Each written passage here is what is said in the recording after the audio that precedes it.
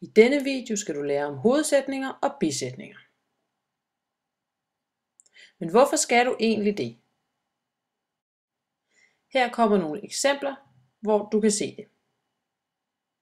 Drengen spiller fodbold. Vi sætter kryds og bolle, så ved vi, at vi har en sætning. På tysk hedder det der Junge spielt Fußball. Der står kryds og bolle de samme steder. Drengen spiller fodbold, og han smiler. Vi har nu 2 sætninger, fordi der er 2 gange kryds og bolle. Ordstillingen er stadig den samme på tysk og på dansk. Drengen smiler, fordi han spiller fodbold. Læg mærke til, at den sidste sætning er rød. Vi sætter kryds og bolle og oversætter til tysk. Der Junge lächelt, weil er Fußball spielt. I den røde sætning på tysk står udsagnsleddet nu til sidst, fordi det er en bisætning. Altså, du skal lære at kende forskel på hovedsætninger og bisætninger, fordi det har betydning for ordstillingen på tysk. I bisætninger skal udsagnsleddet altid stå til sidst.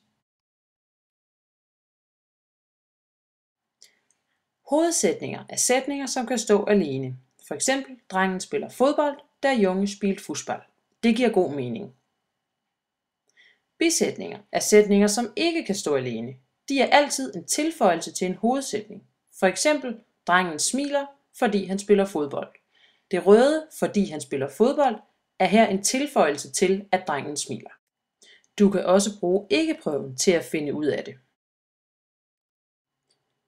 Hvis ordet ikke kan sættes ind i sætningen efter både udsagnsled og grundled, er det en hovedsætning. Det tager vi lige et eksempel på.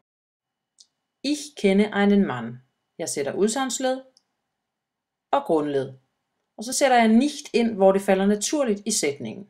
Ich kenne nicht einen Mann. Nicht står efter både udsagnsled og grundled, så det er en hovedsætning. Nyt eksempel. Der Junge ist müde. Udsagnsledet er ist, grundledet er der Junge. Nicht sættes ind, det er også en hovedsætning. Hvis ordet ikke kun kan sættes ind i sætningen mellem udsagnsled og grundled, er det en bisætning. Det tager vi også et par eksempler på. Wir verstanden nicht, was er auf dem Papier geschrieben hatte. Udsagnsled og grundled indsættes i begge sætninger. Herefter sætter vi nicht ind, som står i den ene sætning, wir verstanden nicht, altså efter udsagnsled og grundled, og i den anden sætning, mellem udsagnsled og grundled. Dermed har vi bisætningen, som den sidste. Wir nehmen die Bücher, wenn der Lehrer in die Klasse kommt. Udsagnsled og grundled indsættes i begge sætninger, og nicht indsættes, hvor det falder naturligt. Efter udsagnsled og grundled i den første, og mellem udsagnsled og grundled i den sidste, som altså er bisætningen.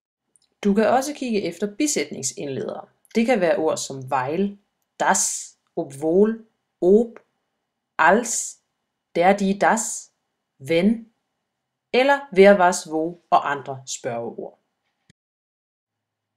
Bisætningsindledere er ord, som indleder en bisætning. Her er et par eksempler, hvor det er brugt både på dansk og på tysk. De røde sætninger er bisætningerne, og de grønne er hovedsætningerne. For en bisætning kan jo aldrig stå alene. Læg mærke til, at bisætningen ikke behøver at stå sidst, men også kan stå først. Om lidt skal vi have et eksempel, hvor vi både bruger ikke-prøven og kigger efter bisætningsindledere. Ich kenne eine Frau, die wohnt in Stuttgart. Altså jeg kender en dame, som bor i Stuttgart. Her er den ene sætning, og her er den anden sætning. Skrevet i den rækkefølge, vi vil gøre det på dansk. Jeg indsætter udsagnsled og grundled i begge sætninger. Derefter indsætter jeg nicht, hvor det falder naturligt. Ich kenne nicht eine Frau, die nicht wohnt in Stuttgart.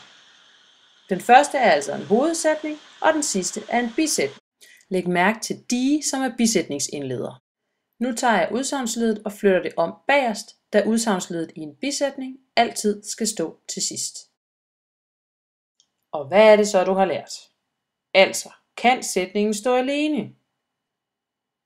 Du kan bruge ikke-prøven, eller du kan kigge efter bisætningsindledere.